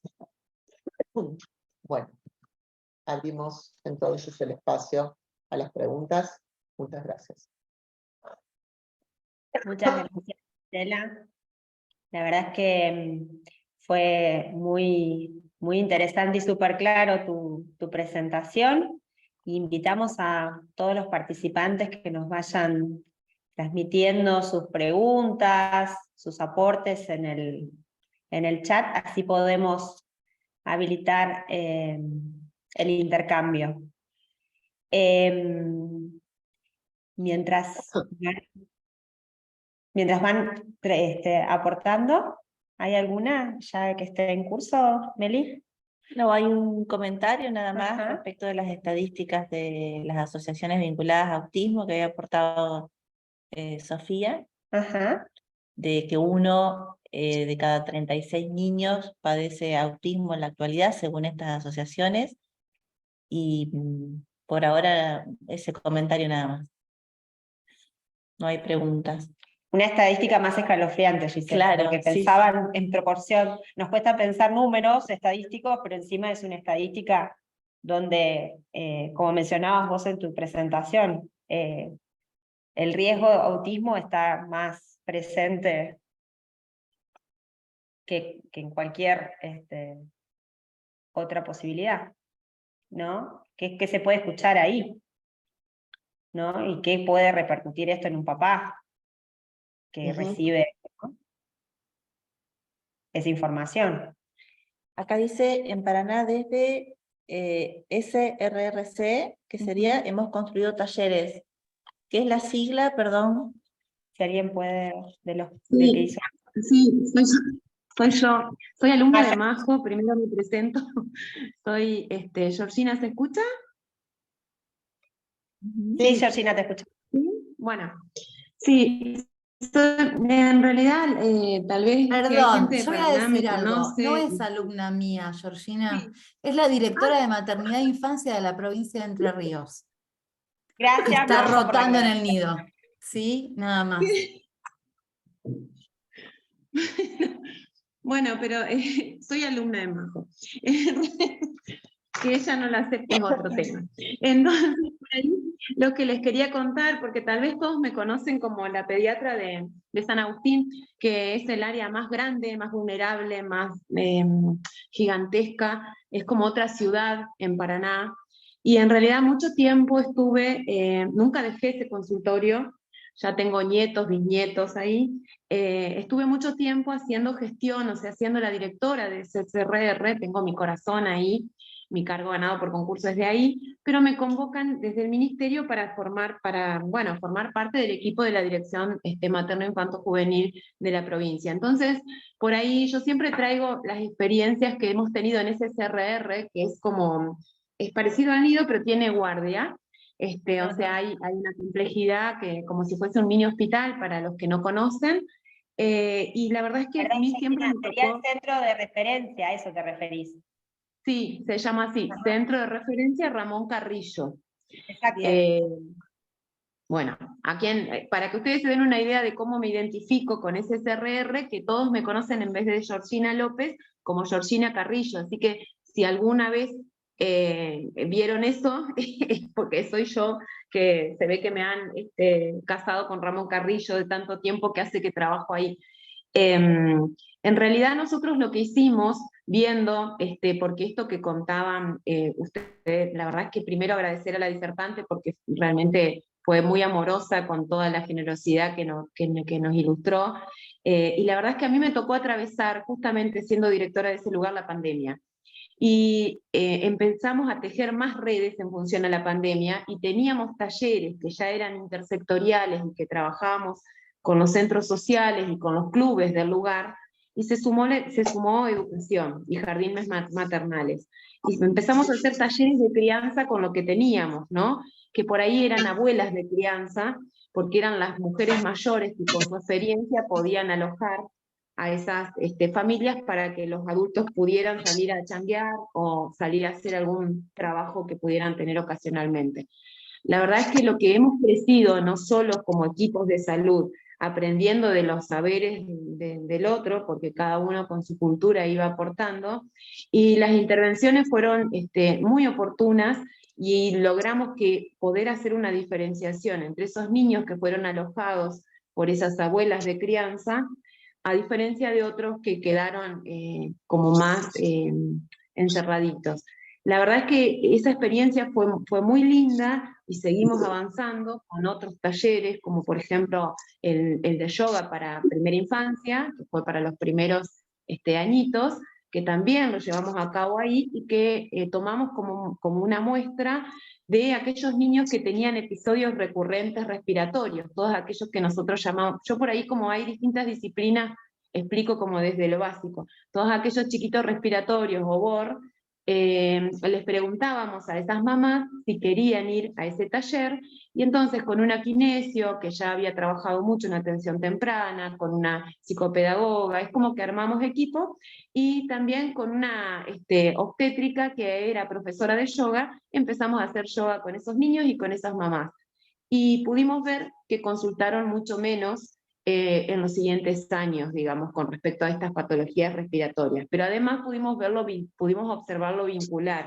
Por eso por ahí les contaba esta experiencia que tuvimos, porque tal vez sirve para otros lugares, y creo que siempre se aprende, no sé, de ir viendo cómo el otro pudo desenvolverse.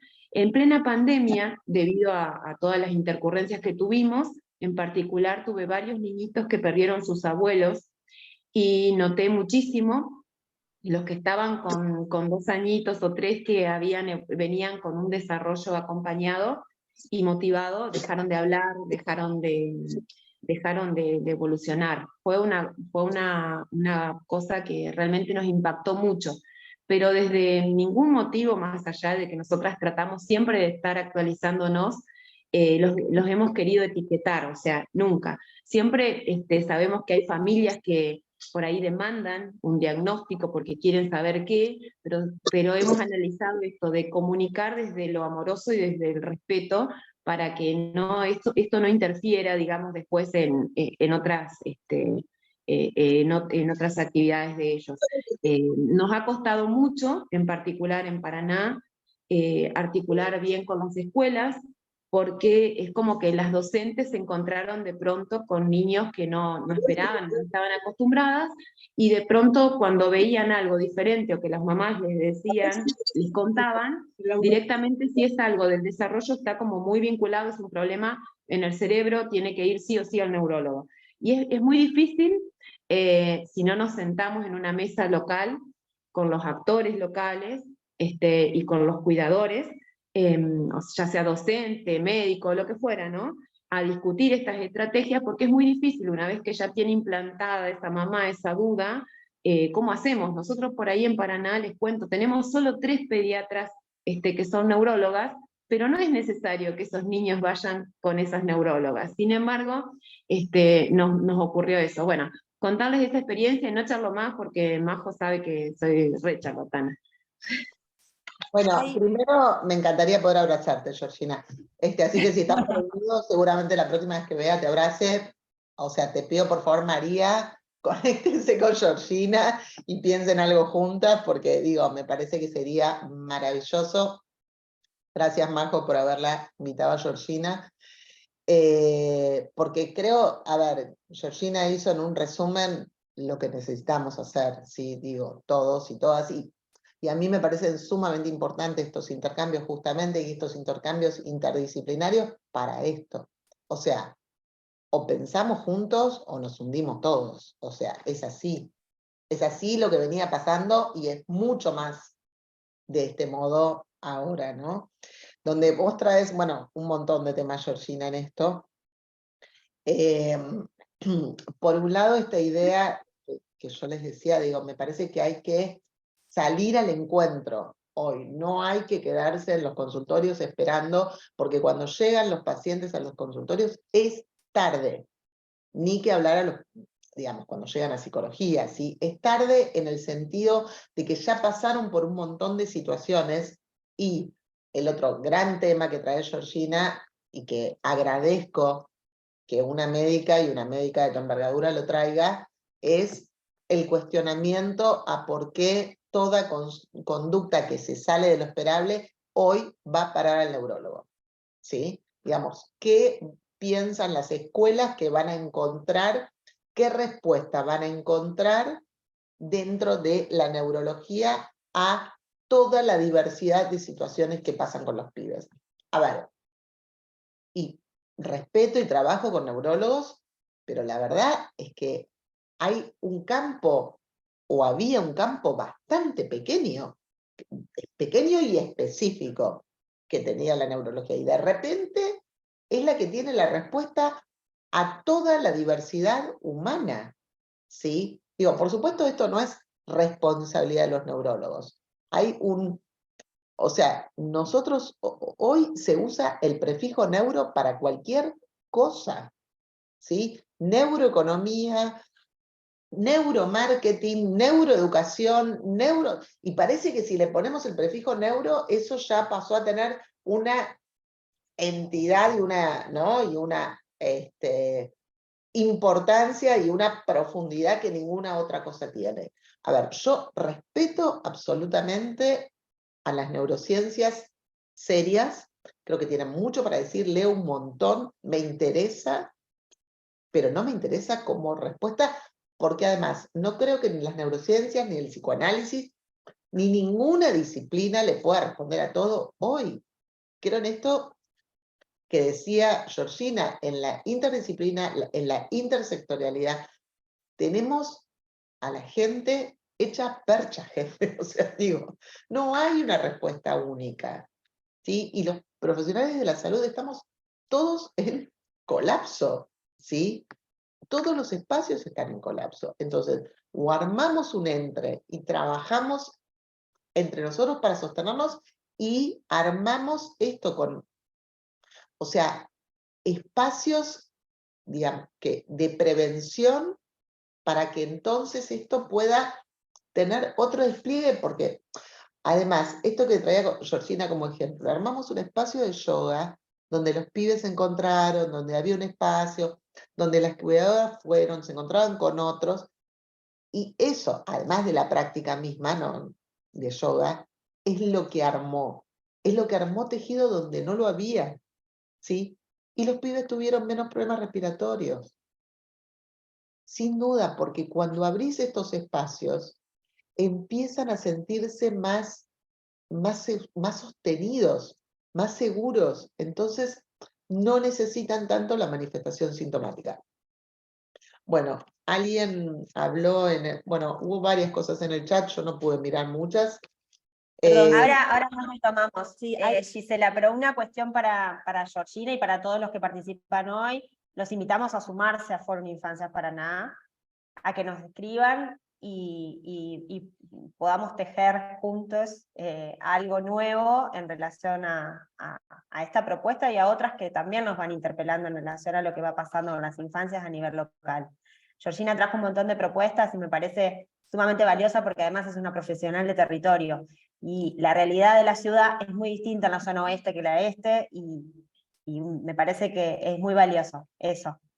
Hay varias preguntas, muchos agradecimientos y halagos y un montón de cosas lindas para Gisela. Les voy a ir leyendo de a dos preguntitas porque, a ver, una de las compañeras se pregunta acerca de los diagnósticos de autismo que hay en adultos, que le resuena toda esta nueva oleada de diagnósticos de autismo en adultos. Y hay una pregunta de Christopher, que estudia psicología en la UADER, y que dice, cuando Gisela dice que todas las experiencias que suceden o no en la infancia van a dejar huellas, ¿podría decirse que es la construcción de la subjetividad de los niños? ¿Puede ampliar? Pregunta. Sí, toma otra más así. Después responde. Ajá. A ver, bueno, son dos temas como muy distintos. Sí, muy La verdad distintos. que este tema de la masificación de diagnósticos de autismo en adultos es sumamente complejo, y es para armar un debate en sí mismo. Creo que, por un lado, bueno, habría que diferenciar, que no era el tema específico de este encuentro, pero bueno, mínimamente. Primero creo que habría que diferenciar TEA de autismo, ¿sí? El TEA, el autismo es un diagnóstico que existe desde 1925, porque en realidad no fue el primero que habló de autismo, sino que fue Georgina Krujeva, creo que es más o menos algo así el nombre, una mujer rusa que fue la que creó la primera unidad de psiquiatría infantil en Rusia, y sus primeros artículos fueron escritos en ruso, no tuvieron mucha trascendencia, pero también escribió en alemán, y ese escrito en alemán lo leyó Asperger, pero no la citó, mujer no citada, conocemos esa historia. Ups, se olvidaron de citarla.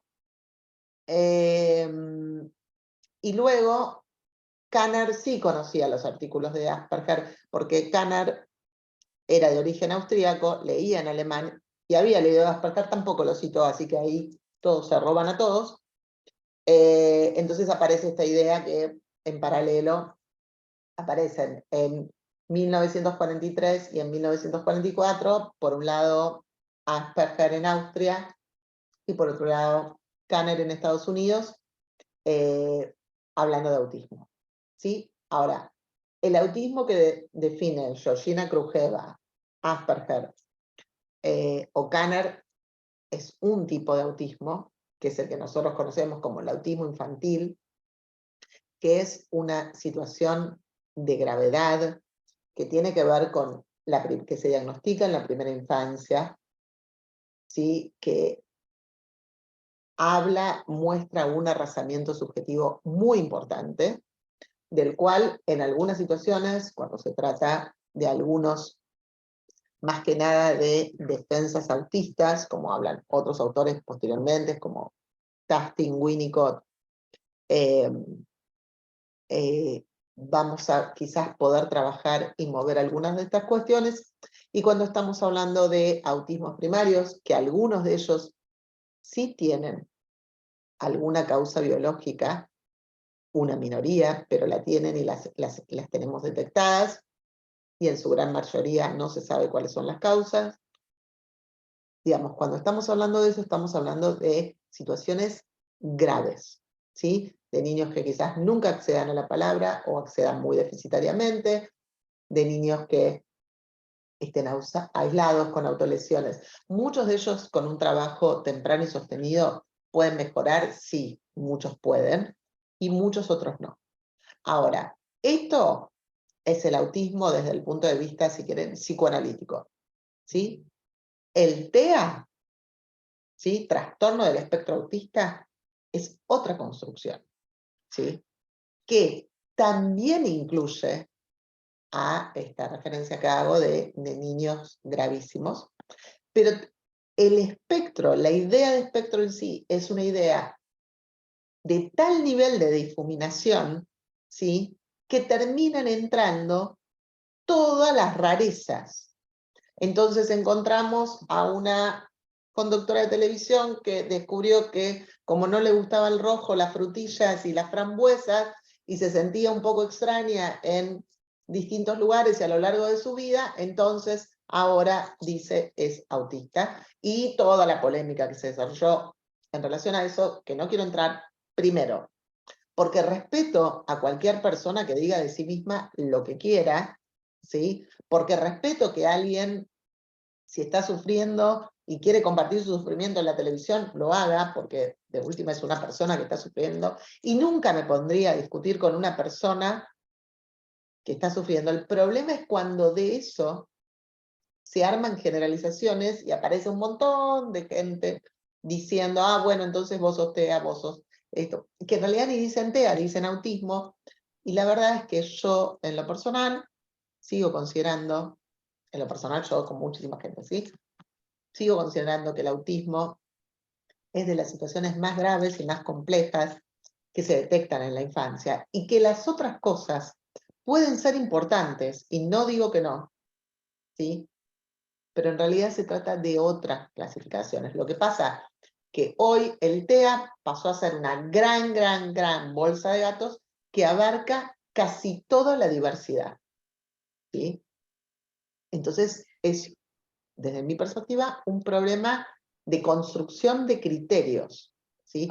Por otra parte, hay como toda una idea de que, bueno, cuanto más temprano se dé ese diagnóstico, mejor. Y la verdad que nosotros tenemos muchas experiencias en trabajar con niños que aparentaban una gravedad, ¿sí? Que mostraban una gravedad en sus inicios, pero que a partir del trabajo, ahí sí, oportuno, interdisciplinario, de sostén y de muchas otras cosas, esos niños van cambiando. Entonces, si yo les pongo, lo primero que hago es ponerle el sello de TEA, va a ser muy difícil que después eso cambie. En cambio, si yo digo, bueno, ok, sí, este niño tiene situaciones de gravedad, este niño tiene cuestiones, signos clínicos que nos preocupan. Entonces, podemos hacer un listado de esos signos clínicos que nos preocupan, podemos hacer una estrategia de intervención interdisciplinaria, porque quizás necesito intervenir con ese niño con musicoterapia, o con una fonoaudióloga, o con una psicomotricista, con un terapista ocupacional, o con un, digamos, o un psicólogo, un psicopedagogo. Digo, hay muchas alternativas. Yo no creo que haya que bombardear a un niño tampoco. Tampoco creo que la vida de un niño tenga que pasar entre terapias. Creo que la vida de un niño tiene que siempre pasar por lo lúdico, por la escuela, y además, en todo caso, hacer las terapias que correspondan. Lo que pasa es que además hoy tenemos otra gran trampa, que es, bueno, muchas veces para cubrirle en las obras sociales, sobre todo, las terapias que esos niños necesitan, se les pide un certificado, se les exige, no se les pide, se les exige el certificado único de discapacidad, y entonces para poner el certificado único de discapacidad tengo que poner un diagnóstico, entonces mejor le pongo el peor diagnóstico, entre comillas, para que le cubran más terapias, y así se arma un perro que se muerde la cola, ¿no? Muy complicado. Yendo a la pregunta de Christopher, lo que quería decir es que, a ver, todas las experiencias vividas en la infancia dejan huellas, dije, ¿no? Dejan huellas a nivel subjetivo, y también dejan huella en el entramado neuronal. Un cerebro que se va complejizando a medida de que va viviendo experiencias. Un sujeto y un cerebro que, si por ejemplo no está estimulado, y esto hay, digamos, por ejemplo, cualquier bebé que no tenga un problema biológico de inicio está en condiciones de ver, pero si ese bebé está metido en un cuarto oscuro sin estímulos durante X cantidad de meses en su primera infancia, no va a ver, ¿sí? Y lo que no se desarrolla ahí, difícilmente se desarrolla después, ¿sí? Entonces, digo, todas estas cuestiones están registradas como experiencias, ¿sí? Hay una película de una niñita que se llama, bueno, ya me voy a acordar cómo se llama, que la encuentran a los 11 años de casualidad en Estados Unidos, en su casa encerrada dentro de una cuna, y adentro de y lo único que tenía en su cuarto, todo cerrado, todo oscuro, y tenía la cuna y un orinal, ¿sí? La niña salvaje, creo que se llama la película. Bueno, no sé. Si alguien la busca mientras, no estoy segura cómo se llama. Después se la mando a María. me parece que sí. No es una película, es un documental, chicos. No se llama La Habitación. No es una película, es un documental de verdad. Después me fijo. Digo, esa niña después, a los 11 años, es sacada de ese lugar, es puesta en una clínica y trabajada una cantidad de cosas, y el lenguaje no se desarrolla nunca, ¿sí? No se desarrolla. O sea, no necesitas solo del bagaje genético, sino necesitas también de las experiencias, de las interacciones, para que determinadas cuestiones se desarrollen en un sujeto o no se desarrollen, ¿sí? El bagaje biológico, por supuesto, el equipamiento biológico es fundamental, pero después necesito las experiencias, necesito alimentación sana, necesito intercambios amorosos, necesito cuidados, necesito un estado que sostenga, que provea. Digo, hay un montón de cosas que necesita un niño y una niña para desarrollarse como sujeto, ¿sí? Bueno, no sé si se entendió la respuesta. Sí. Vale, nos queda un Pamela ratito. quería hablar, Pamela Tapia. Ajá, levanto la mano. Dale. Breve, si podemos.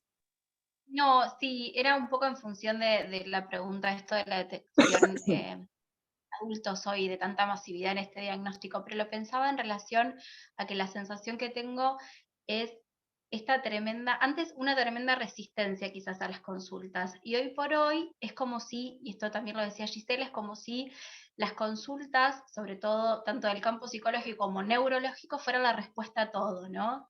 Y un poco esto, y es como si descansar en un diagnóstico hoy permitiera, bueno, listo, una justificación a determinados comportamientos, y me quedo con una frase como a cualquier cosa que sale de lo esperado. Bueno, ya está, pero no tanto, porque digo, hay problemáticas que continúan y que tienen que ser trabajadas independientemente de la etiqueta, y es como que me parece que mucha gente se queda ahí, bueno, me pasa esto o a mi hijo le pasa esto por determinadas cuestiones, y se reduce todo a un nombre sin seguir, digamos, entendiendo el sufrimiento o qué le está pasando a ese sujeto en juego. Sí, Bien, ahí Era un está poco- Gisela, enseñó la niña salvaje. A mí, Gisela, lo único que me gustaría por ahí recalcar, porque hay mensajes también que estaban muy interesados por la viñeta clínica que habías compartido, que podía reflejar muy bien la problemática de la que estamos hablando.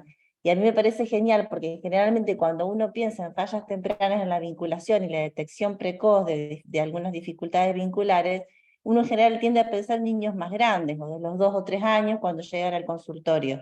Lo que vos trajiste con una bebé de 3 meses, me parece genial, porque el trabajo nuestro, digamos, nuestra intervención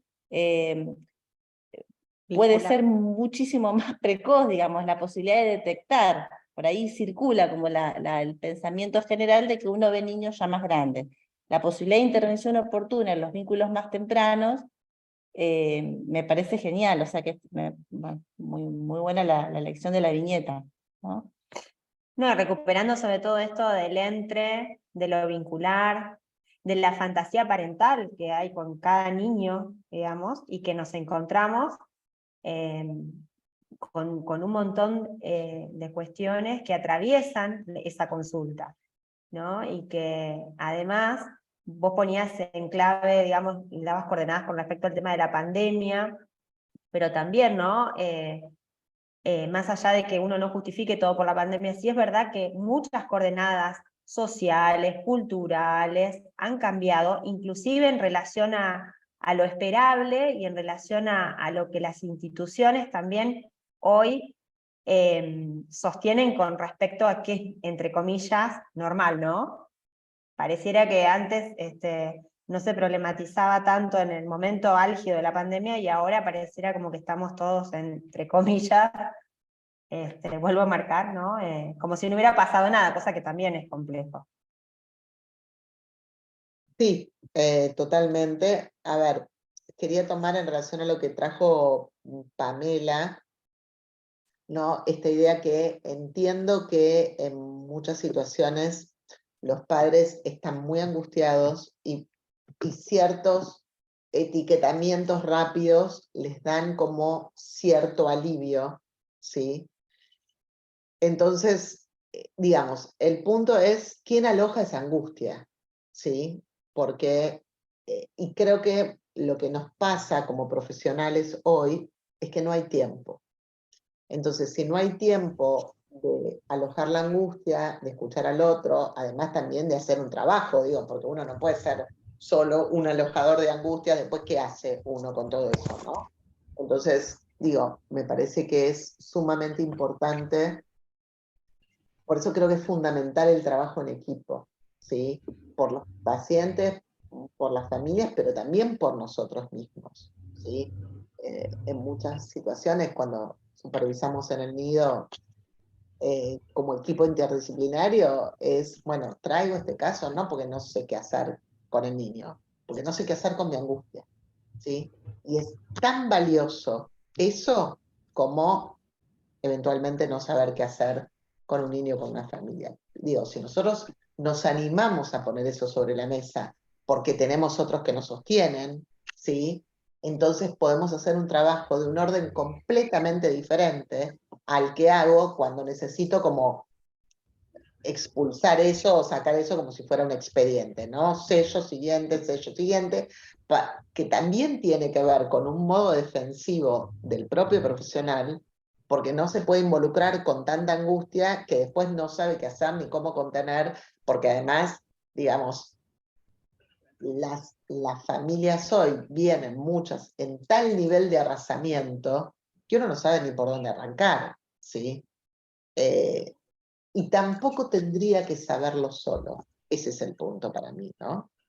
Entonces, creo que si podemos encontrarnos con otros, pensar con otros en estos espacios, en un espacio como el fórum, en una mesa de trabajo, en una supervisión interdisciplinaria, digo, en espacios que inventemos, porque en definitiva los inventamos, para poder sostenernos también a nosotros mismos, ¿sí? Que es tan necesario para poder sostener al otro. Porque ¿cómo voy a sostener a los otros si nada ni nadie me sostiene a mí?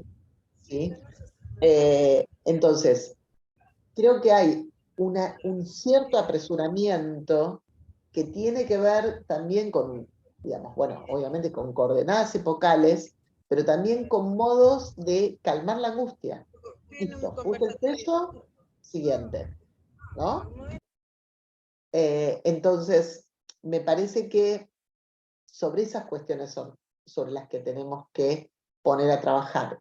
Y, por otra parte, creo que los profesionales tienen que habilitarse a poner en cuestión ciertas cosas, porque sobre todo los profesionales de las ciudades más pequeñas, cuando dicen, no, bueno, no, lo diagnosticaron en Buenos Aires, ¿no? Cual si Buenos Aires fuera no sé qué historia, y tax, vino al pie con el sello. Nadie puede, pero entonces, ¿no? Me pasaba la otra vez en una supervisión, una profesional divina, que me decía, yo le decía, pero ¿a vos te parece que tener es autista? No, pero lo diagnosticaron en Buenos Aires.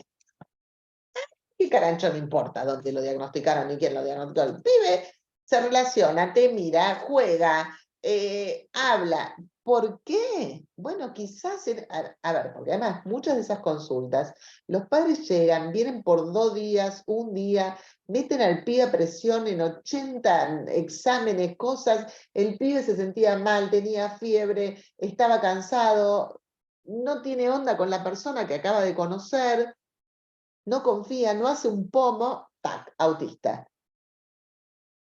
Y los profesionales que van recibiendo eso, como lo diagnosticó en Buenos Aires, se lo diagnosticó fulano, ¿no? O el hospital tal, y en el interior del país lo diagnosticaron en Buenos Aires, qué sé yo, ¿no? Bueno, una clínica de Córdoba que le mete el sello a todos los pibes por igual, digo, y nosotros las conocemos, yo ya sé que si alguien me va a decir, no, lo diagnosticaron en tal lado, me va a decir autismo, ya sé que me va a decir eso. O sea, es como que ya sé el diagnóstico por el médico que lo evaluó, ¿sí? Que por otro lado, muchas veces ni siquiera vieron a los pibes, ¿sí? Y son capaces de hacerles una devolución por mail. Y las he visto, ¿sí? el diagnóstico fue por mail, la devolución fue por mail, tu hijo es TEA, tenés que hacer esto, aquello acá, alguien que vive en un pueblito que no tiene ninguno de esos profesionales que le están pidiendo, y lo único que le generan es angustia. ¿Sí? Entonces digo, son situaciones súper complejas, donde los profesionales de la salud tenemos que saber la responsabilidad que tenemos en relación a estas cuestiones.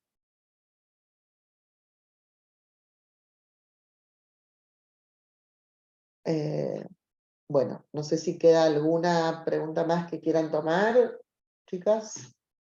Sí, queda otra pregunta más general de Christopher, pero por ahí me parece que tiene que ver con un desarrollo un poco más extenso, que es como una orientación en relación a cómo intervenir y cómo trabajar con los padres. Me parece que no nos va a dar los tiempos para eso, y que tiene que ver con más cuestiones de la índole de la formación, ¿no? De qué hace la especificidad del trabajo con niños, en la clínica con niños, más allá del objetivo de este encuentro. Y después, a ver. Pero bueno, ¿puedo decir 2 minutos algo ¿Hay si querés alguien? en relación a Sí, eso? ¿lo estás leyendo? Ajá, perfecto, No, sí. pero puedo decir en relación al tema de padres, que me parece importante, obviamente, porque me parece que todos los que trabajemos con niños, y no solo en la clínica, tenemos que pensar cómo trabajar con los padres. Creo que las escuelas tienen que pensar cómo trabajar con los padres. Creo que los profesionales de la salud en general tienen que poder pensar eso. Y creo que son muy importantes los espacios para padres. Creo que si uno no logra trabajar con los padres, difícilmente puede haber cambios con los niños. Pero que el trabajo con los padres no es solo el trabajo del profesional de la salud mental. Me parece que hoy, por ejemplo, ¿no? Esta cuestión de las escuelas armando talleres para padres, de los hospitales como, bueno, este ejemplo que les daba del nido, armando talleres para padres en las escuelas, de los espacios, como contaba Georgina, ¿no? Donde, bueno, hacemos un taller entre cuidadores y niños. Digo, me parece que todos esos espacios son sumamente valiosos en sí mismos y por los efectos que generan, si tomamos en cuenta que uno de los males de época tiene que ver con la soledad, ¿sí? Generar espacios comunes me parece que hace que la gente pueda de alguna manera sentirse sostenido, ¿sí? Entonces creo que ese punto es fundamental para los que trabajamos en clínica con niños, sin duda, pero también para todos los otros espacios. Yo creo que hoy, sobre todo en las escuelas y en los jardines de infantes, es fundamental el tema de los talleres para padres, y les pido por favor no se les ocurra pasarles la película de los indicadores de autismo. O sea, es una barbaridad hacer eso. Asustan a padres, ¿no? Generan porque a veces también la intención de ayudar termina siendo contraproducente. Los padres no necesitan que le pasen, los padres, digo, en un jardín de infantes común, no necesita que le pasen una película para indicadores de autismo. Necesita en todo caso que trabajen cuestiones que tienen que ver con lo vincular, con el amado de bordes, con la conexión, con la mirada, con el juego, con el jugar sin pantallas, con la construcción de esos bordes que esos niños necesitan para constituirse. Digo, recuperar, ¿no? Georgina decía antes que me parecía muy interesante esto también, recuperar las diversidades culturales, ¿sí? Somos un país de mucha diversidad cultural y hay una cultura hegemónica que se termina creyendo la cultura, ¿sí? Y darle espacios a esas diversidades para que también se autoricen en sus propios, en su propia genealogía, también es un punto súper importante a tener en cuenta cuando uno arma espacios para la diversidad, ¿no? Bueno, estamos en tiempo, así que vamos a ir cerrando la actividad. Bueno, agradecerte, Gisela, enormemente tu tiempo para poder presentar hoy en relación a este tema que nos parece súper importante y sobre todo para seguir, ¿no? Generando tejidos con otros en relación a cómo intervenir oportunamente, ¿no? Agradecerles a todos los que participaron de esta actividad y comentarles que va a quedar grabada y próximamente lo vamos a compartir en las redes del colegio y también en nuestras redes de Fórum Infancias Paraná, con lo cual van a poder tener acceso nuevamente a la jornada de hoy. Bueno, así que gracias a todos y nos vemos pronto. Nos vemos pronto. Un beso grande. Gracias, gracias.